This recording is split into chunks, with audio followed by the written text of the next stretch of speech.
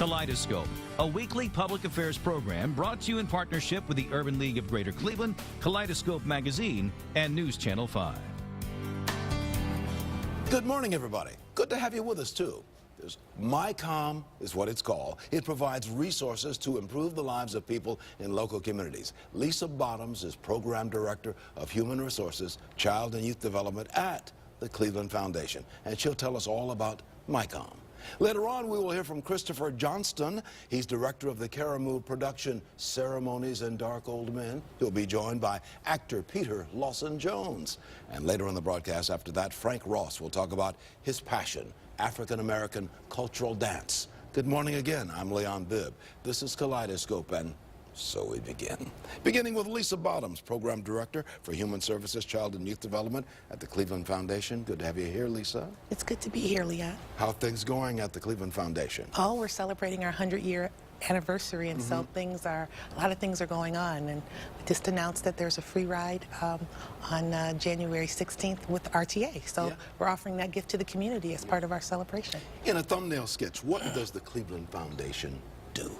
It's a charitable trust, and so what it does is that it provides monies from our donors to give out to the community, to nonprofit organizations that are making a difference in Cleveland, from cultural opportunities to education to economic development and youth development, of course. It's what I do in human services. Been around for 100 years. Good to have him here. You haven't been around for 100 years, but it has been here for 100 years.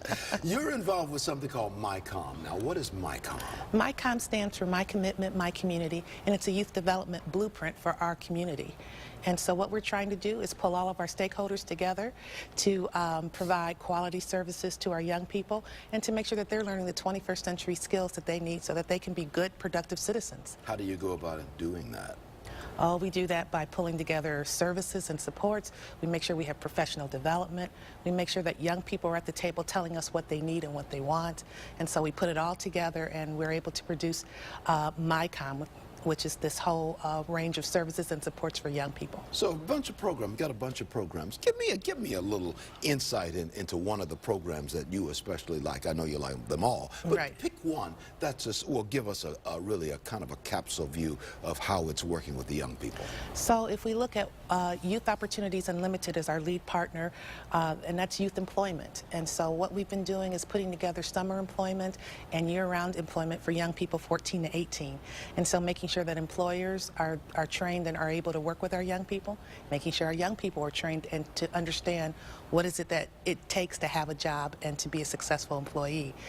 We've created a registration process that'll start February 1st where young people can go ahead and register, and employers can register jobs for young people, and we try to make the match so that young people have something to do this summer or year-round. So that's summer employment. Sometimes the kids just need an inroad. That's exactly into that right. Summer employment. That's exactly right. When I was a kid, somebody had an inroad for me. Go see this person. That's exactly right. Get you a job, and that's how I got the job. That's exactly right. Home from college. But not everyone has those types of circles or knows what to do. So we provided that inroad. Yeah. We call it an on-ramp. So it's perfect. So you've got an early childhood registration also as part of the MyCom. Yes. Schools need to know now. They're planning for next year, and so they need to know who's going to be at their school. Transportation, curriculum, how many teachers. So if you have a kindergartner, they need to know now that your kindergartner is coming to their school.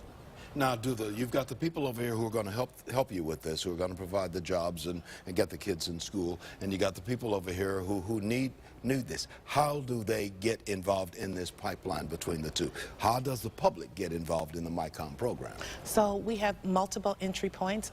Most of them are online. So if you're looking for an out-of-school time program, dance, drama, tutoring, you can go online and either put in dance or drama, or you can put in your zip code, and all those types of opportunities will pop up. So that's an easy way for parents to get involved. They can call 211 for their kindergarten registration, and they'll tell them to bring the immunization records and the birth certificate and things like that to be able to register. So we have these entry points. We've got a website on the air there, on the screen there. It's called mycom.net. Yes. That'll get you more information on everything we're talking about as we continue to talk to Lisa Bottoms. Or you can make a phone call to 861-3810. You see that number at the bottom of the screen. You might want to write that down. And you can get more information on everything we're talking about. I'm really intrigued by one of my notes here, assisting seniors enrolling in college. Yes, yes. That's part of MyCom. That's part of MyCom. This is an important transition step for our young people. You've heard of the free application for federal student aid, known as FAFSA. And so this is the time period. If you want grants, scholarships, work-study programs, you have to enroll in this portal.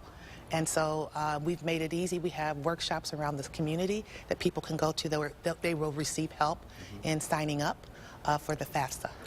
I've got a good friend who always told me when we talk about we need to tell the kids they got to go to college. But a lot of times the kids and their parents perhaps as well don't know how do you go to college. That's exactly What's right. the process of going to college? That's exactly right. You just don't show up at the doorstep and say I'm here. No. There's a process. There is a process. And you help with that process. Right, through multiple seminars and workshops so that people understand what it takes. So it's appropriately named MyCom because it means my commitment, my community, as you were talking about. Give me a little bit of your philosophy on why this is so vital and so much needed. Well, what we've learned over the years, Leon, is that parents and young people don't always know how to do the things that they want to do. And so MyCom really provides that on-ramp, that opportunity for parents to have a one-stop place to go to be able to ask questions and get directed to the proper place. One-stop shopping. If we go there, many of the answers to life, not all of them, right, but many of them, right. Many of them are with MyCom. Right, and if they're not with MyCom, we pretty much know who else in the community we can turn people to. All part of the Cleveland Foundation. Yes. Which has been around for 100 years. Lisa Bottoms is Program Director for Human Services and Child and Youth Development at the Cleveland Foundation here in Cleveland. It was the first foundation of its type, I'm told, That's exactly in the United States. That's exactly Leon, right. Got the old brain working today. I'd heard that many years ago. Good to have you on the broadcast. Thank Go you. to mycom.net, and there's a phone number, 861-3810 in the 216 area code. Thank you, Lisa. Thank you, Leon. Lisa Bottoms, good to have you with us. I'm going to take a break. This is, you can find what's going on newsnet5.com each week to see what's coming up on Kaleidoscope. That's our website. Up next, I will tell you what's coming up next. You'll hear about Caramu's theater season. We're going to talk to the actor and the director after we do this. Welcome back to Kaleidoscope. Frank Ross is with us. He's known as the father of the African-American cultural dance, and he's trying to get this form of dance on the curriculum of school districts throughout the state of Ohio. Mr. Ross is here to talk about his efforts and why it's important to have African-American cultural dance in schools. Good to have you with us, Frank Ross. Thank you. Yeah, you're a retired educator and author of a book called Soul Dancing, the Essential African-American Cultural Dance Book. Tell me about that. What prompted you to write this book? If you will think about when you took physical education in school, we would learn folk dancing, and we would learn the great dances of all the other ethnic groups that comprise the United States. But basically, until this very day, a curriculum for African American cultural dance did not exist in the schools. So I decided, based on my experience and passion, to write the curriculum for African American folk dance, so that in addition to having square dance and the Mexican hat dance, you might have the second line from New Orleans, the popular dance of New Orleans, which is a folk dance. But the curriculum did not exist, and I decided to write it because I feel that in a diverse world, you want to complement each other's culture. Yeah. And so you've got this book, The Essential African American Cultural Dance Book, which is filled with different kinds of dances in there. Tell us about some of those dances. Yes, I drove down to Arrestown, Virginia, to the National Dance Association and approached them with my research. And so they told me that they would publish the book if I would write it. And so I did write it, and that book went on to become a bestseller with the National Dance Association, and it is a part of the great New York City school system. We've probably learned these dances. I've been dancing since I guess I was in high school, certainly junior high school, and learning something called the bop. Yes. We did the bop, and I still do the bop. Which is kind of a hand, hand dance, and I do the cha-cha and a lot of those. This is all part of the culture, isn't it? Yes, it is, and I'm very active with it. I still do the bop, hand dancing, Chicago stepping, and Detroit ballroom, which is a part of the greater Cleveland Dance Alliance, which is Detroit Ballroom and Chicago Stepping. So it keeps me very, very active. And I want to say hello to my friends in the Detroit Ballroom and Chicago Stepping community. Well, great. Well, great, Frank. You're working on getting African-American cultural dance on the curriculum of the public school systems in Ohio. How's it going? Yes, from preschool through university. I'm making progress, but when you have to define something that wasn't defined correctly before, it can be a little difficult and very, very challenging. Can I give you an example? Yeah, go ahead. Okay, dance educators, prior to my research, defined African-American dance as vernacular, meaning natural. And my research demonstrated that that's just not true. It is cultural. So the National Dance Association, the publisher of my book, the largest dance association in the country, said that my work was validated and that they believe it. So some of the definitions have been changed, but change is a very, very slow process. Let me ask you about, you and I were together when you led the Grand March. What is the Grand March? I saw you do that at a function. You had some people working with you. What is the Grand March? And you've got a book written about that as well. The Grand March is my passion. Every culture has a traditional wedding dance, a traditional unity dance. The great Jewish nation celebrates weddings and cultural events with a dance called the Hora and a few other dances. My friends in the Italian community celebrate by dancing the Tarantella. And these dances are taught in the schools and the curriculum. Well, African Americans erroneously thought that the electric slide was their national dance. It is and not. It's not. It has to be a dance that your ancestors did. And I don't think that my ancestors did the electric slide. Although I've seen you do the electric slide. Right. But they did do and still do the Grand March. The Grand March is the national dance of Liberia, Africa.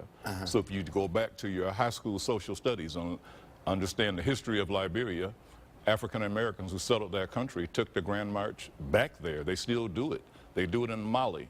The Grand March you will see on graduation programs as a type of processional. It's a processional, and you have a caller. I've seen you call that dance. That is correct. The steps that the people do. That is correct.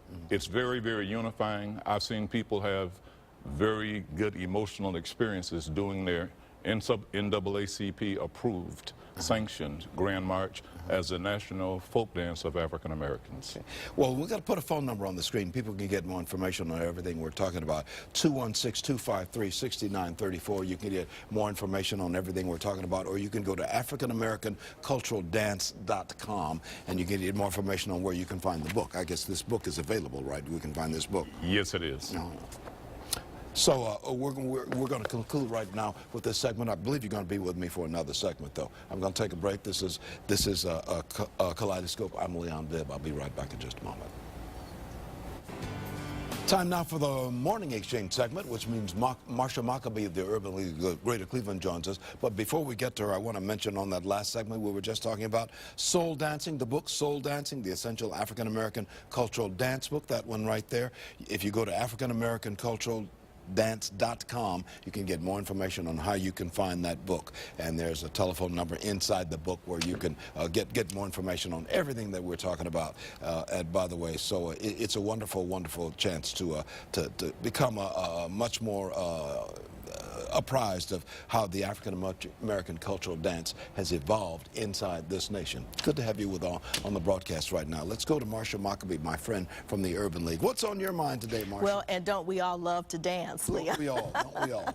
Yeah, but you know, today, just sort of reflecting as we approach and we're involved in the Martin Luther King holiday area and everything, just want to remember and celebrate the life of our late friend Arnold Pinckney, and what a giant he was in our community, and how much he's contributed and how much his legacy will continue to leave a footprint within this community.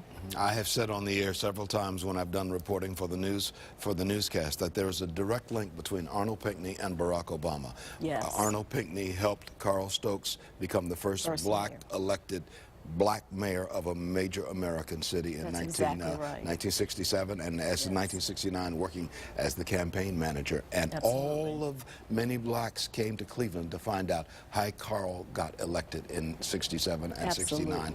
And they spoke with Arnold Pinckney on the strategy that was used. Yes. It is the same strategy that continues right now. And he was such a strategic thinker and such a connector with different people of all walks of life, and just had his finger on the pulse of so many things. And when you could sit at his feet and get direction, it was always good. He truly was a giant. Arnold R. Pinckney, such a giant in the greater Cleveland area, in fact, in the entire United States.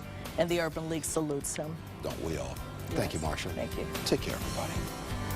Kaleidoscope, a weekly public affairs program brought to you in partnership with the Urban League of Greater Cleveland, Kaleidoscope Magazine, and News Channel 5.